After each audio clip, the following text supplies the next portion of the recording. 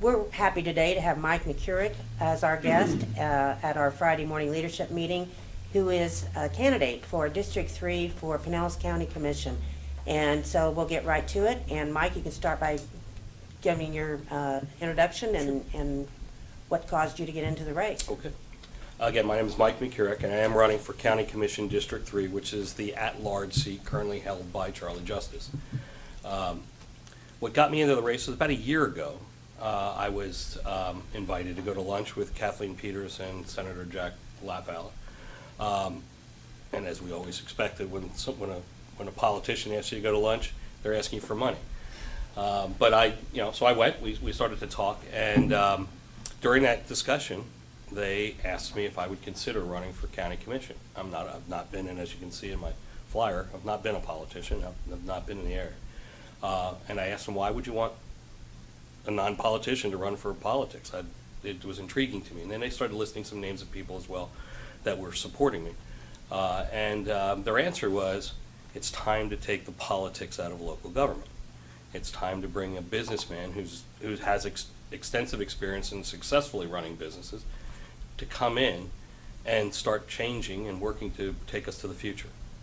Again, that was very intriguing to me. So I started to vet it and started to talk and went around asking people, talking to people about, is this something I should do? Is it something that would make sense? And in fact, I opened the conversation with, am I crazy for even thinking about it?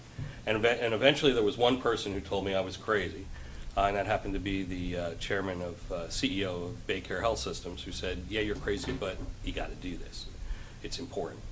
And as I did continue these conversations and talking to people, I began to see how important it really was. We've got a county that believes, a county commission that believes they're doing a great job and they're focused on the right things, and that they've got a strategy for the future. When I look at their strategy, I can't find a future in it. It's time for a change. We need to get into more depth around how this county needs to work and what we can do and execute and measure the success of this. The county is, so just in saying that, that's how I got involved. That's how I began, and I'll be more than happy to then go into the questions, be more specific about where my platform is and the direction I'm going. So your background is? I'm sorry. My background is, I've got over 30 years experience in business, both actually operating and managing businesses as well as in the consulting industry. I spent the better part of 18 years in consulting, traveling all over the world, working for companies, Fortune 500 and below, on a global basis. I left, my last position was one of the founding partners of Accenture. Does everyone know what Accenture is or what they are? Accenture, if not, Accenture is the largest consulting, management consulting, IT, and outsourcing company in the world. When I was part of it, and why I became a founding partner, I was a partner with a firm known as Andersen Consulting. And when we split from Arthur Andersen, we created Accenture, and then Accenture grew from there. My focus and background is in business strategy and supply chain strategy. So I get the opportunity to sit at the board level as well as getting down deep into the floor and getting my hands dirty. And that's what gives me a lot of my a background and experience to understand how to make change, how to create new opportunities, and how to get people to work together. I've got 9 patents in business collaboration. Back at the time when intellectual property patents you were able to get, and they were more focused on creating business opportunities in the B2B world. And I have 1 patent in e-learning, and that was a creation of a program called Supply Chain Academy, which is used by companies like Walmart and Best Brands, Shell Oil, just to name a few. I have a pending patent that I actually gave to a group of people from Raytheon because I was working with the Science Center of Pinellas County. And we were creating a cybersecurity class, and I wanted to take that cybersecurity, and still do, want to take that cybersecurity program into an e-learning platform that people could do it at home and could work on the internet through it and be able to, what I call hands-on learn. Raytheon, I asked the Science Center if they'd pay for the filing, And Raytheon employees thought that that was not a right thing for a 501c to do, so I handed it to them and said, get Raytheon to do it. It's yours. I have enough patents on that. And that wasn't the important part, is to get it. What's important is to create an opportunity for future business and future jobs. So that's the beginning, and then we Okay, can go from there. Good. And to just kind of tag on to your discussion there, so has any of your companies ever received any state or local grants? The companies I work with and worked for worked very closely with that. They're not, let me back up. The 501Cs that I'm working with as a, as my, working with today, so the Science Center was part of that, CareerSource Pinellas. I'm also on the board of Baycare Health Systems. I work with USF Connect, which is a consulting organization, all of which are all pro bono, all from my perspective. And yes, those get grants. There are organizations that have and receive grants from both state as well as local. Has Jack LaValla been instrumental in arranging some of those grants? I wouldn't call them instrumental in it. They've gone, there are some grants that were given for CareerSource that went up through, and every, both the House and the Senate had to vote on them. So yeah, did they get it? Yes. Jack was part of that. And so was Kathleen, and so was Jeff Grandis. Okay, good. All right, so our questions, I just wanted to sure. make a circle on that. Where do you get your daily news? To whom do you listen to get your news? I listen to a lot of different places to get daily news. Yes, I do listen to Fox, so I hear the unbiased perception, at least as they call it. I also go to NPR. I listen to NPR. I do not, and I'll be very honest, do not look at or read the Times, and very seldom look at the blog because I know where it's coming from. But I reach out and try to find it. And a lot of my close news and what I'm working on right now is I'm talking to people. I'm getting people's perspective on where they are, what their thoughts are, and what their concerns are. And we can talk more about that if you'd like. Okay, all right. Now that Obama has normalized relations with Cuba, there's been a push by local mayors and even some county commissioners for a Cuban consulate locally to establish trade and even promote tourism to Cuba. Where do you stand on building relations with Cuba?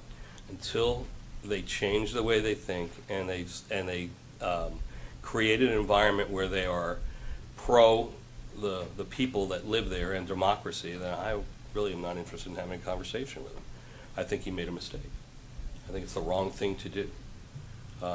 That's how we got it started in the first place, because we were concerned about the people that live there. Well, nothing's really changed. And so normalize what? We're not going to normalize anything. We're going to give and they're going to take. That's not what I would do. Okay. On your website, you say there's too much government waste that needs to be eliminated. Can you be specific on some areas where you think savings can be found? Sure. As I look at where the government is, number one, it's bureaucracy to its best. They build organizations to support organizations. There's no focus on the end goal, which is what value do they create for us.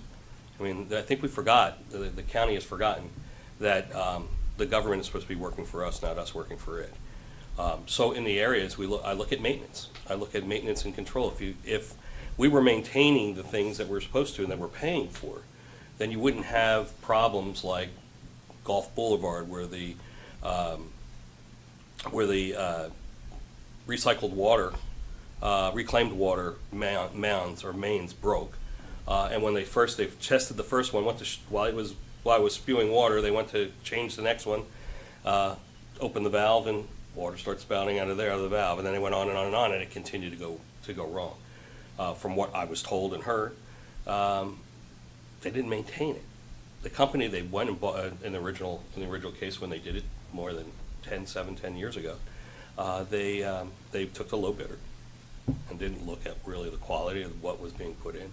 But in the contract, from what I understand, you were supposed to test them every year. They went for 7 years without testing them, and now you're worried about what kind of money did we spend? Go to Lellman, and this is one of my favorites. You had a faith-based group that went to Lellman to help neighborhood programs, and they were helping people, which was fantastic. Then they went and started to clean alleyways. And they started taking things and finding all kinds of garbage, anywhere from syringes to condoms to pot growing in the back, and they started to clean out the area. And that was brought up while I was sitting sitting in Juvenile Welfare Board meeting, and I asked a simple question: who's responsible for that? It's the county. How long ago? How long has that been before the last time anybody cleaned anything? Oh, it's got to be at least 20, 25 years. So what happened to that money that we were spending for them to maintain and create a beautified area within the county? That in itself, mismanagement in those cases is something we have to change. Let's go look at we can go down the list, anything from property management to that. We need a complete review of the organization structure that's running, and we've got to work with, and it's the county. I believe the county commissioners are responsible to guide and to help maintain and measure the work that's being done by the staff. I don't believe that's happening. Thank you. Are you familiar with the community redevelopment area projects, and do you support them? What No. are the pros and cons? I do not. I do not support the CRAs. And here's my reasoning for not supporting the CRAs. Is when you reach in and take tax dollars off the top of the tax from the people that are actually needing the funds, where's the value of it? At the same token, if you look at South St. Pete's, it's 2046 before the money, I believe, shows up. Real money, so 64 million. Things will be changed by then. More problems will be created by then. You need to be focusing in on how do I create and start making change now, some of which is simply maintaining. Others are, how do we work to bring new business, new jobs? I'm driving job programs to bring the jobs to those communities, not trying to get transportation to take somebody there. That's ridiculous. And that's why I totally agree with where you were at. That transportation wasn't taking anybody anywhere. We've got to create opportunities to bring jobs in, and then we've got to hands up, not hand out. You want to participate? We can train you. If you don't want to do that, then there are the jails and other things you're going to. But we have to step up and be honest with ourselves that the only way we're going to create the new Pinellas is to start redeveloping it and start to really focus in on building the tax base.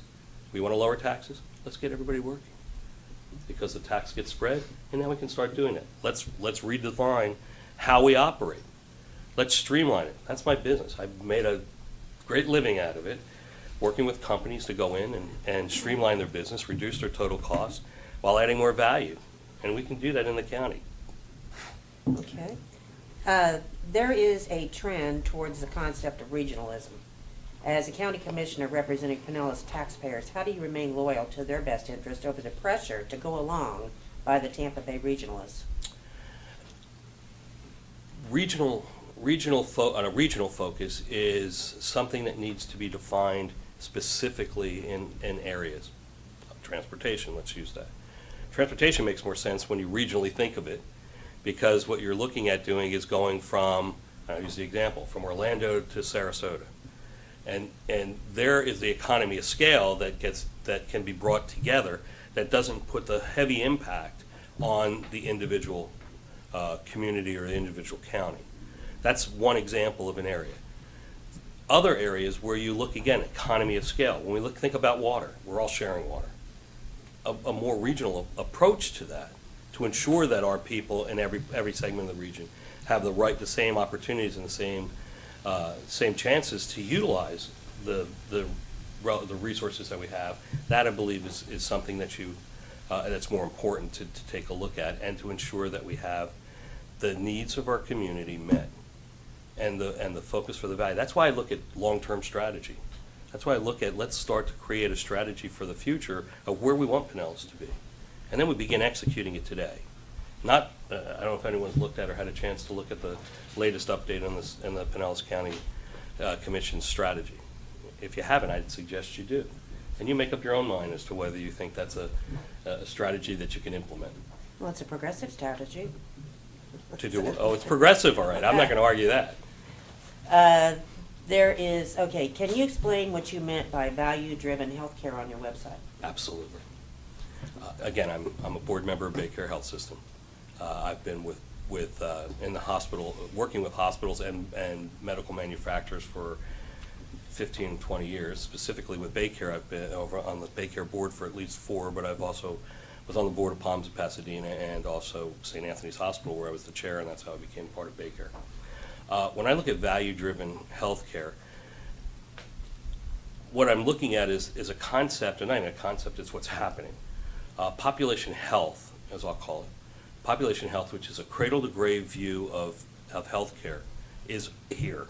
We can like it, don't like it. We can somehow in the federal government vote out Obamacare. It's that piece of it's not going away. And so what we have to really look at is we have to look at how do we provide those services? How do we get them for the best price, for the highest quality, and for the most efficient and effective way of delivering those services? So that's when we start to talk about value-driven. What hospital systems like Baycare, and for that matter HCA is doing it, and other large organizations, are really starting to take a look at how do I reach more closely to the community? How do I get more valuable services out there without getting you into a hospital? Without creating that environment that you have to go to the hospital first. Because when you go to the hospital first, you've got all that overhead costs. They're not hiding it. It's there. You understand it. When you look at your payment and your insurance costs, because your insurance isn't covering everything, when you're looking at what you had to pay for, you had to pay for the lights of the hospital, you had to pay for the air conditioning within the hospital itself, and you had to pay for the infrastructure that was there. So if there's ways that we can start to drive more focused value to the home, telemedicine, another good example of how you do that. Urgent care centers, which are all around you. Get people and help people get more closely aligned. Where I can, telemedicine, where I can have the doctor talk to you in your home. Those are the kinds of things where we have to be more focused on and driving it. When I look at it from a county perspective, what are we doing right now? We're building another hospital at the jail. Why? Why aren't we looking at how to better collaborate and work with the systems that are around us to provide us the care that we need without creating a whole new mechanism of, for what? For us, the taxpayers are going to have to pay for those who can't afford it. We're doing that already. So what's the need to have spent that kind of money to create a separate entity? Let's let free enterprise work with us to bring down the cost and bring a focus towards real value. Did I answer your question? I think that's your answer. Okay. Thank you. You did answer the question. Do you support expansion of Medicaid by the state? That's a tough subject. To be honest with you, I'm mixed on that. Why? Because I see the issue of what comes across into the hospitals from hospitals like Baycare systems like St. Anthony's and others, where their mission is it doesn't matter whether or not you have you can pay for it. It's a service, you have to provide it. Mm-hmm. So in those cases, I think that there's a great opportunity for some support. On the other hand, I think we have to find better ways of addressing the healthcare issues that we have. Excuse me, and lowering the cost. So, and I don't know that Medicare is going to do that. So I'm kind of mixed, to be honest with you. I could go either way. Okay. Do you see any similarities between the direction the country is heading and that of our county? Yes. I mean, you can't hide that. I mean, we're heading into a though. very liberal, go spend the money first and then figure out what value it's going to create. We can't afford that anymore. It's not fair to us who pay the taxes, to us who are conscious about what, and love our county. Just doling out money for no reason doesn't make a whole lot of sense, and that's where our county's headed to. It's done it. It's done it with the sports stadiums. It's done it with the school system. When we identified the poorly run schools, what was the first response? Let's throw more money at it. That's not the answer. Throwing more money is not going to fix that problem. We have to make a wholesale change in the community, work with the community to create something else. That doesn't require money. That requires just good effort to start making the right and proper change. Start to bring family back into the community, start working with the pastor, start working with other organizations to create that. Give them work to get jobs. If you're working, you're going to be more focused on the values you have and what needs to be, and you're going to be more concerned about the children that are around you. When a child today is the biggest, their biggest role model is the drug dealer that sits on the street, we're in for trouble. And we're going to spend more and more money to whether the jail system or a court system or the like. We've got to change that, and we've got a chance to do that now. And so, yeah, I think hopefully we'll make that difference this November. What is your understanding and opinion of the issue of gender-neutral bathrooms? Where are we going? I'm sorry. I grew up. I grew up. 12 years of Catholic school. I think this whole issue is just ridiculous. It makes my point is I think it's ridiculous. Let's just leave it at that before I go off on a tangent. Okay.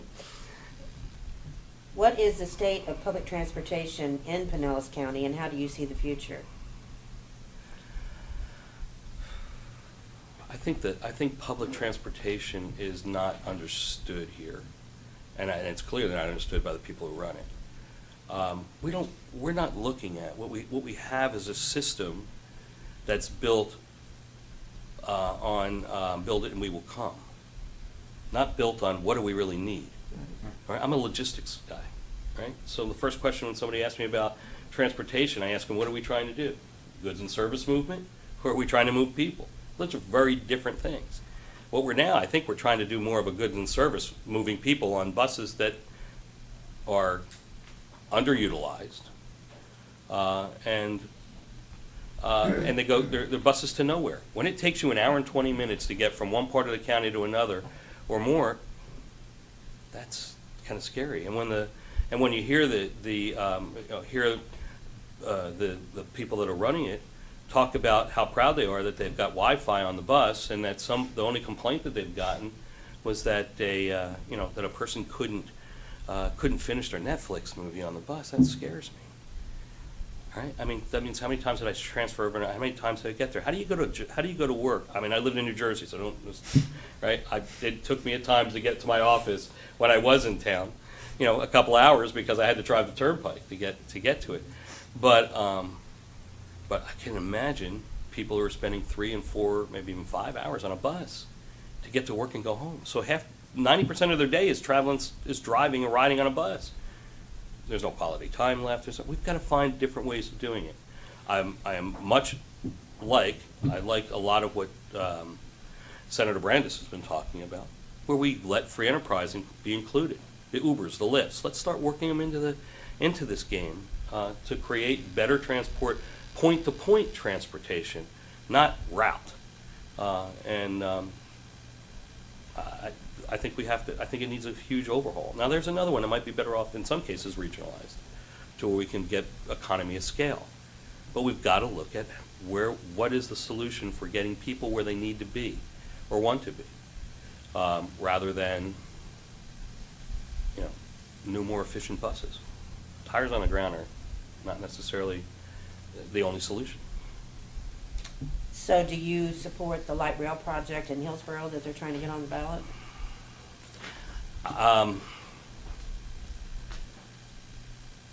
Not directly, because I don't have the full strategy behind it. I wanted to look at it just like, when I looked at or heard green light, nice concept. When I looked at the strategy for how they're going to do it, no way in hell.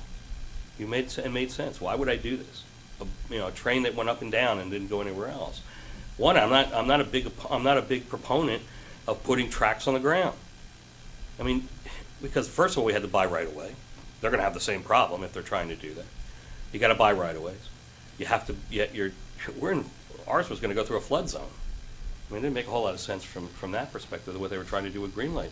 So I think that this is one where regional makes sense.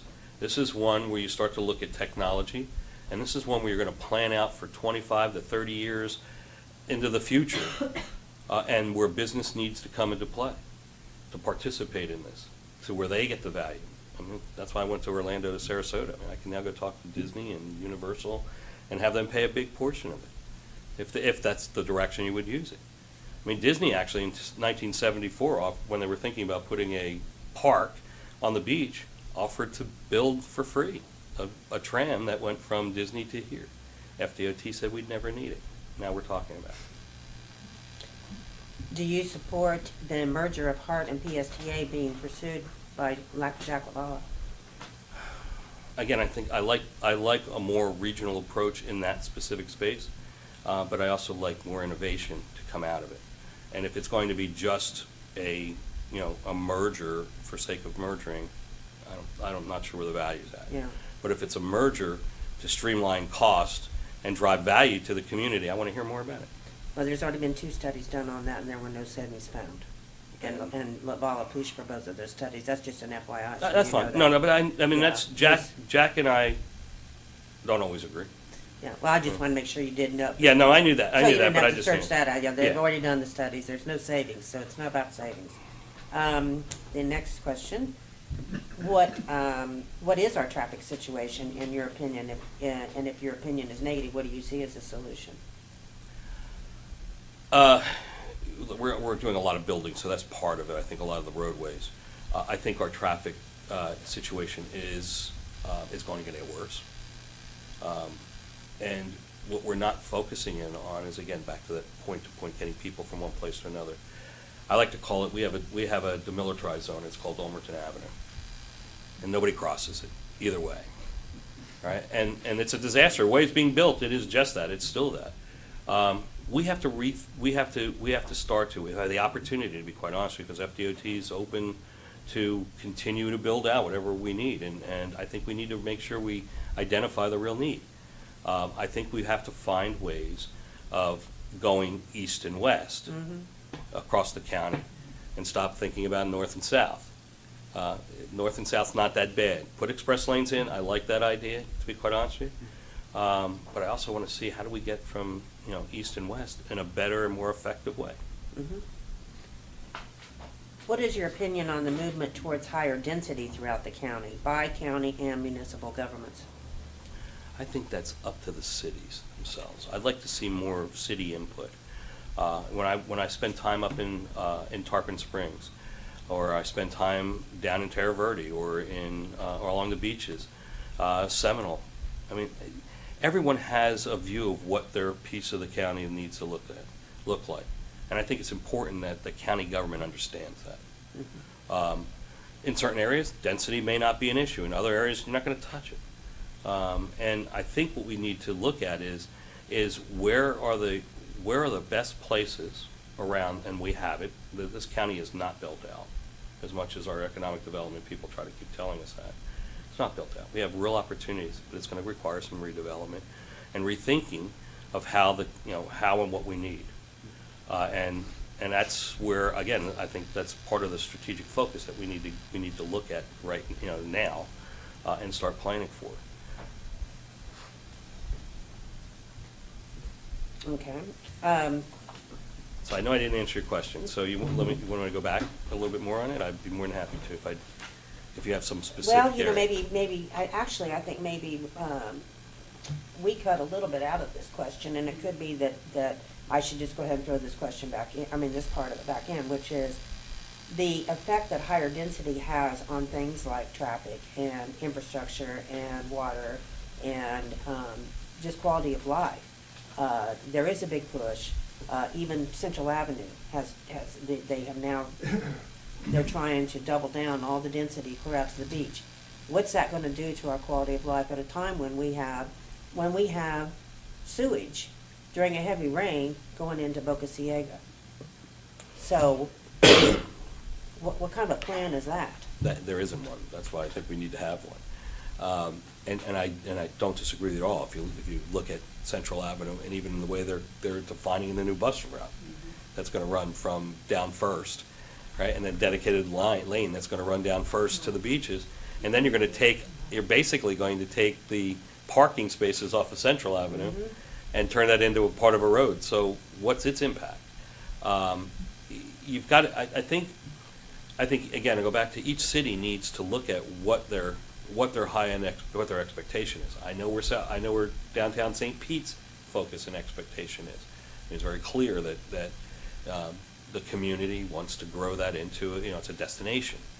It's a place for tourism. It's a place to grow, and my concern about it is, when do you stop? Right now, if I live downtown St. Pete, and there's still more buildings going up, and there's still more growth. When do you stop? When do you start to look at enough is enough and allow it to settle and build in? I believe that, on one end, it's the city's responsibility to do, more than the county. The county needs to be there to support the efforts and provide input, but each city's gonna have to make that decision. I'm concerned that the county overreaches in many cases. Okay. I don't Yes, know, ma'am. but the surrounding cities will very heavily be impacted by what St. Pete does. I mean, some of the stuff, we up in Gulfport, South Virginia and so forth, we heavily suffered from this sewage overflow. So I think that they cannot act in isolation. There has to, I don't disagree with you at all, but I'll ask you the question. I lived in Gulfport, I lived in Pasadena on Country Club before we bought here. Why wasn't the mayor of Gulfport taking a stronger stance with the mayor? He basically said, "Oh, okay, well, we're fine," instead of saying, "Wait a minute, look at what you've done to us, and now let's make sure that never happens again and get down to the details of it." That didn't happen. Now, I'm not so sure the reasoning behind it. I think it's because they're Right. the allies. Well, it's very possible, but that's not fair to the people. no, I mean, Right. that's what I'm saying, Yeah, I mean, the point is, you can be friends with anybody. I've had lots of friends. That doesn't mean I haven't argued with them either. Yeah.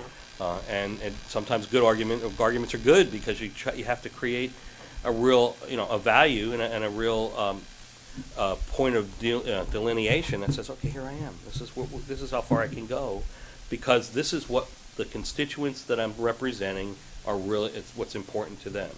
So I would have said this, as Sam Henderson, I've had this conversation. Yes, you have to go back and step up for the people that are in your community. Your community pays taxes just as though the same in communities in St. Pete do. It's important that the services you get provided are there and you're protected. I mean, go look at what's going on in Terra Verde and the fact along the beach area where multiple things went wrong.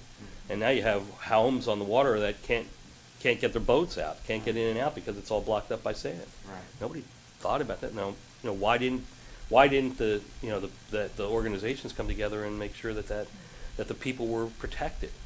And that was a county issue, but that's the only thing is, like I said, I think Sam should have stepped up much stronger and really made a point. And he had the opportunity to do that because publicity was there, the visibility was there. I don't think he wanted to make Reisman look bad. I'm not going to argue with you, but that's not, to me, again, I that's know. the wrong approach. Many refugees are being located, especially to Largo and surrounding areas. Many Pinellas residents are concerned about security risks, burden on schools, and the socio and economic impact on Pinellas. What stand as a county commissioner would you take to protect our interests? I don't think that, in many cases, bringing refugees into Pinellas County is a good thing to do. I think, population impact, moving in, those types of things on a regular basis. I'm not for transferring people from one place, from one other country to here. And I'm kind of in the same token, either you're on your path to citizenship or you're not, and it's not something for us to take care of. I think the county needs to look at with the Sheriff's Department and others, and I was one of the first ones to bring up with the Sheriff's Department and with the county, and asking, we have a security issue that we have to be concerned about. Whose job is that? And every time I ask that question, unfortunately, the poor sheriff gets the brunt of it. Oh, it's his job. Well, what are we doing to help him in that job? How do we ensure that? We've got to look at, what influx, what's the number of people that we're willing to do? Largo needs to step up exactly the same way with themselves and say enough's enough. And we've got to rethink the way population's coming in and where it's going and how and what its impact is going to be on us. I mean, for years and years and years, tourism was the driver into Pinellas. Canadians came in all the time. That was okay. But they came in, they spent their money, they lived here for a period of time and then moved back, went back home. This is not the same thing. This is very different. These are people who are coming here and using services and spending and getting dollars, getting tax dollars. They either have to be integrated into our community, or we've got to move them out. I mean, the homeless are even worse than that. So no, it's the same. I think it's in the same boat. To be quite honest with you. And we have to address it very similarly. And we're not addressing the homeless issue anyway. Okay. Where do you stand on term limits for county commissioners? That's always a great question, because every time and I'll tell you exactly where I stand, but I've talked to others who say, you shouldn't take that stand. Well, I do. I think they need to be. I believe term limits, if you can't get your agenda that you've been working on, or what you were brought into the, voted in to do in 8 years, then you're not going to get it done anywhere longer. And my fear is that, and I like every one of their, personally I would say I like every one of the commissioners, but they've been on it for so long, they don't see the other side, right? I mean, I spent my time in business signing both sides of a check. They have never signed either side of a check. Oh, they sign one side, the one they get. But it's ridiculous. I think we need fresh blood, fresh thinking, change. And I think term limits done that. What would you do to get it on the ballot? That's an uphill battle. We'd keep working There's on a it. second on that board. I realize that. So There's a second to a then we motion. need to go look. We need to work on it. If we get a second on a motion, we should There's a second on the pursue motion. it. Then we'll talk more about it. I just, again, I don't. This is a public office. It's not it shouldn't be an expected lifetime job. Maybe that's just my thinking. Okay. I'm going to throw it out. I'm going to throw it out to the floor just for a second and see if anybody has a burning question that has popped up in your mind that you want to ask. You don't want to ask something, no? No? Okay. What would be the first thing that you would want to tackle if you were in office, if you got in office? There's so many things. Initially, and it goes back into my business background and what I do for a living, I'd get right into the staff and get into looking at each organization and working closely with how do we make it better? How do we create more value for the people? I think that's the first step, because we spend a lot of money. Our tax dollars are there that we continue to spend, and it's not an easy just slash and burn type of environment where you can just go in and take it out and expect them to. They didn't know how to do it in the first place. Now, how are you going to expect them to make the change? So we need to go in and work to create that. I would get in very closely and look at the way process flows or how the organizations work, and make sure that the value for service is there. And then we start to streamline it, and then we start to work it so that it provides the services that we need at its best cost price. So that would be the first thing.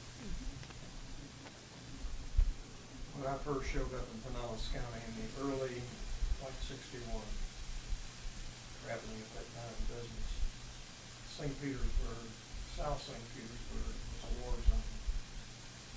It's still a war zone. Recently, that Bragg paper that I'm glad said you didn't take. A guy is shot to death, and his kid, they put it on the front page of the paper.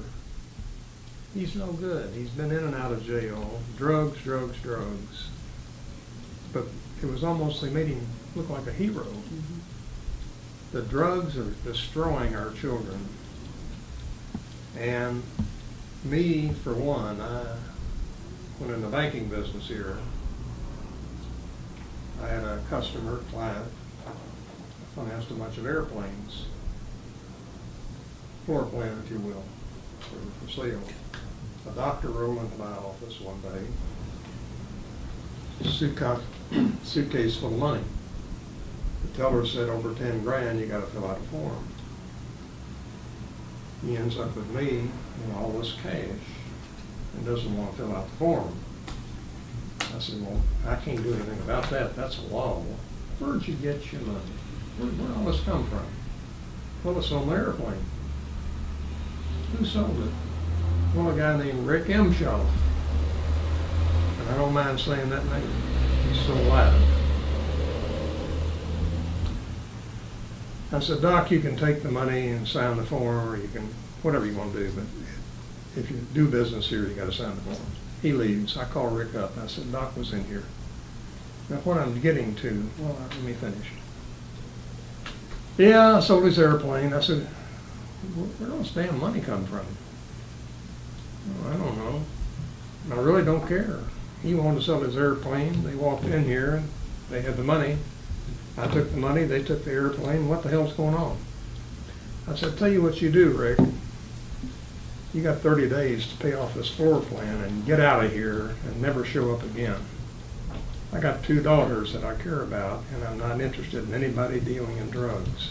Now, I took a stand, and I'm not blowing my horn, but who has taken a stand, not just Pinellas, National, the whole ball of wax. They just continue to we put Noriega in jail and feed him, and he poisoned God knows how many kids. I'm sick of all that. And somebody needs to step up and say, St. Petersburg Police, Sheriff, whatever, let's start kicking butt and taking names. You're not gonna, Singapore, they tell me, and I've never been there, you Yes, get off an I've been airplane there, there's a sign, if you're gonna play with drugs, you better stay on that airplane and get out of here. Why don't we do that, county-wise and nation-wise, but we're talking county today. Now, I'll shut up. That's your question? No. And I don't disagree at all. In fact, yesterday, I was meeting with the head of behavioral health for Baycare Health System. And I was asking questions about the county programs that he has seen and what he's been involved with. What we both came down to when we finally, as we're coming towards the end of the meeting, was the county has too many things they're trying to do all at once. It's too broad.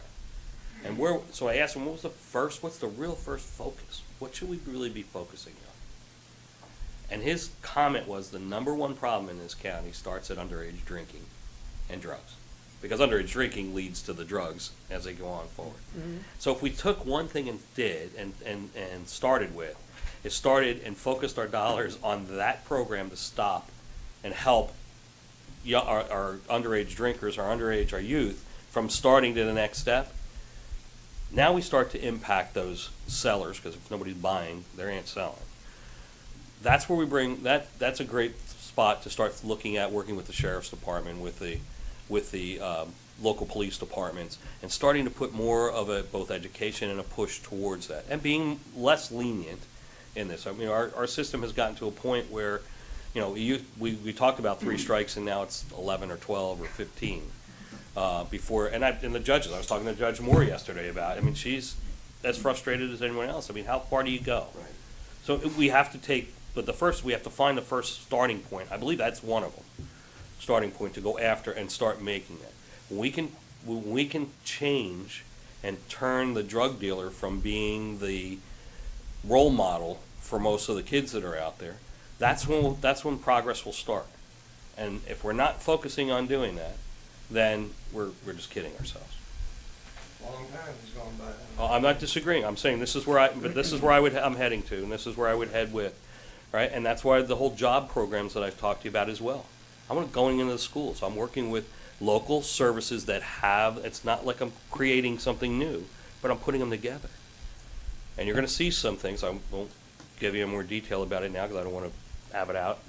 But there are going to be some new programs that you're going to see that well before the election, where you'll see that we're opening up opportunities, and we're going to create. We've already created 179 jobs in less than 8 months, putting people to work.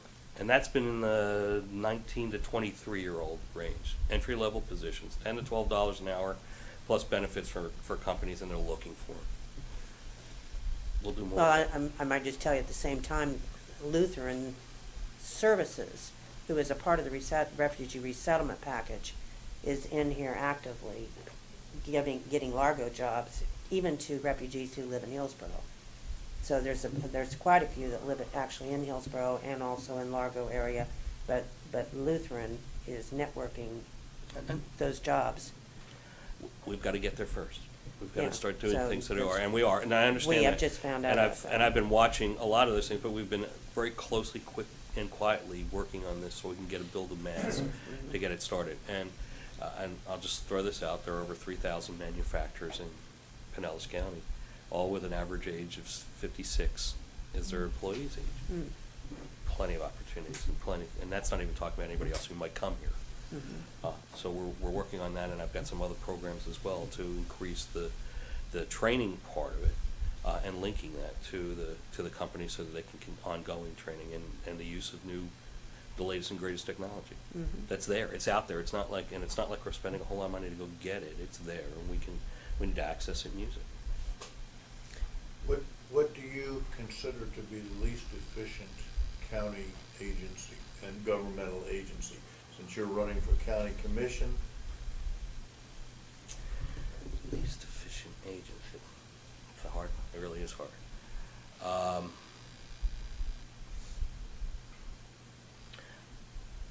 I have a big issue with maintenance, so that's one area that I think is we're spending a lot of money but not getting the value for it.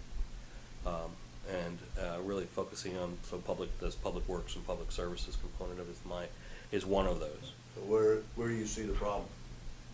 I mean, obviously, I understand maintenance and all, but if that's the least efficient county system, where's the problem? Lack of work, lack of doing the job they're supposed to do. So you're talking supervisors. Leadership and the like, yeah. I think that we look at it as being overwhelmed. I'll give you an example. When FDOT, and every contract that FDOT has come in to do, it's written in, it's talked about it. They'll build it, you maintain it. If you're not maintaining it, that doesn't add any value. And you can't ask the taxpayers to personally do it on their own, like the Lellman deal, like in other places like Terra Verde, which is in the middle of a conversation about beautification of the highway. They're responsible to maintain the road. They're responsible to maintain all the landscaping on there. They spend $70,000 a year on top of the taxes they pay. Those are the kinds of, that's one of the areas where you say, wait a minute, okay, let's redefine and redesign and make sure that we make sure that the taxpayer is getting the value for it. So that's one. I mean, when we can go on and on with the rest. No, I mean, the idea is if you have some sense of where do we need to fix things first that will have the greatest impact. And again, that's where, I have some ideas, and I want to get into, to really get down to the specifics in each of the areas, and that's when we talk about what was the first thing I do, that's the first thing I would do is get in and find it and look at it. They're easy to see, and from my consulting background, I can spot them in a mile away once I get to really look at how they're operating. Okay. Well, Penny for Pinellas is coming up for reauthorization, so what are your thoughts on the way it's being used? It's to me, it's being used for everything but.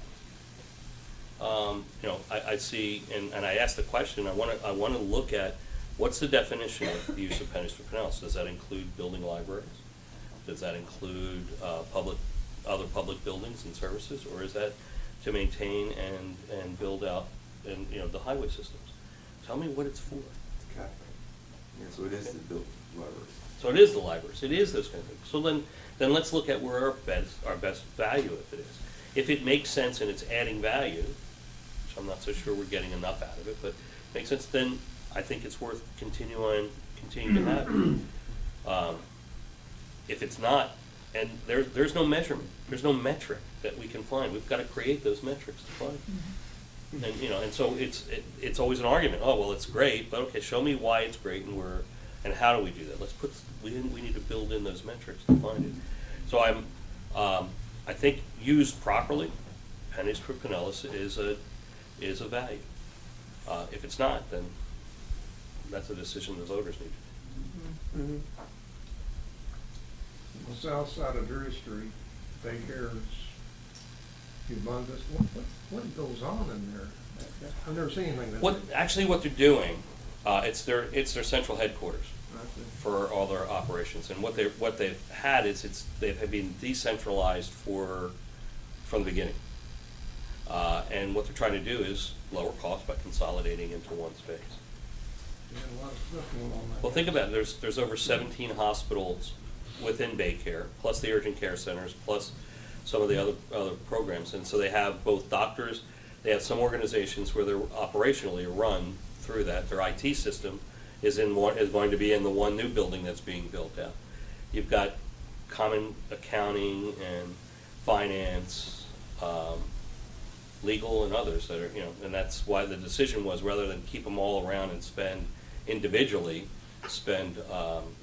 renting space, they might as well at that point buy it and build their own. You're a businessman. If you say it's needed, I'm gonna say it's pretty.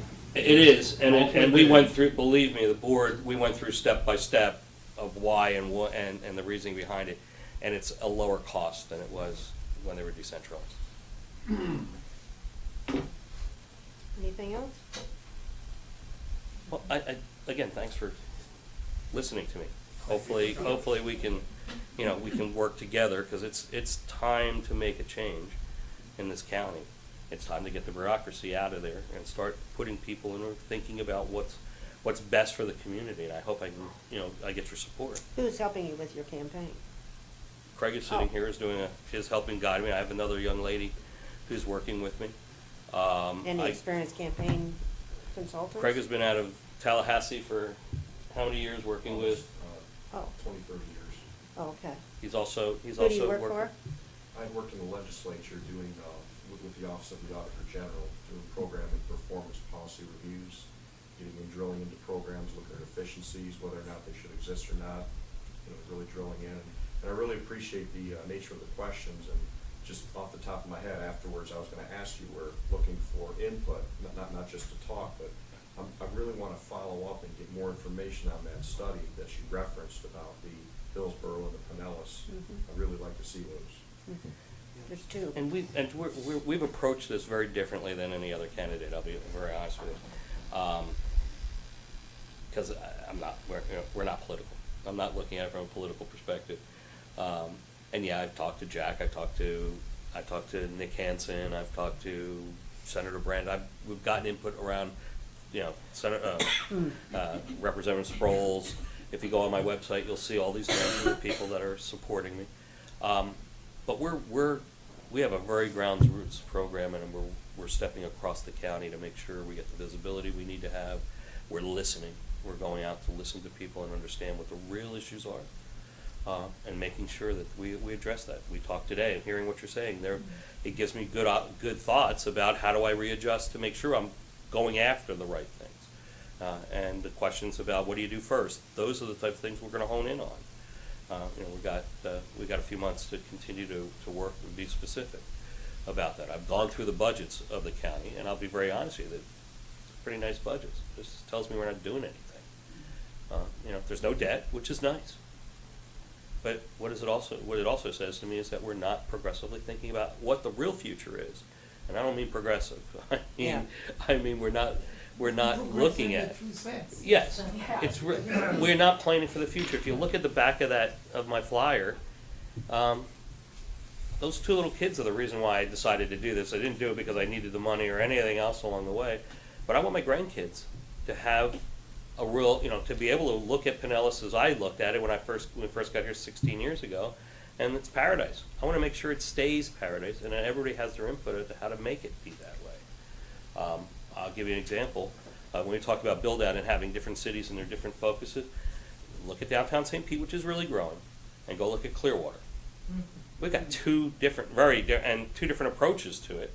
When you drive down Clearwater Beach around it, what do you see? I'm in a tunnel. Construction sites. I feel like I'm in a tunnel as you're driving through it versus an open area. But that's the choice, assuming that's the choice of the people that live there. That's your input. This is what you want. And we have to make sure that you as a voter have your say of what you want and what's needed here. If you went to Dunedin and you talk to Dunedin about transportation, Dunedin will tell you, well, go-karts or let me drive around in a golf cart, I'd be happy.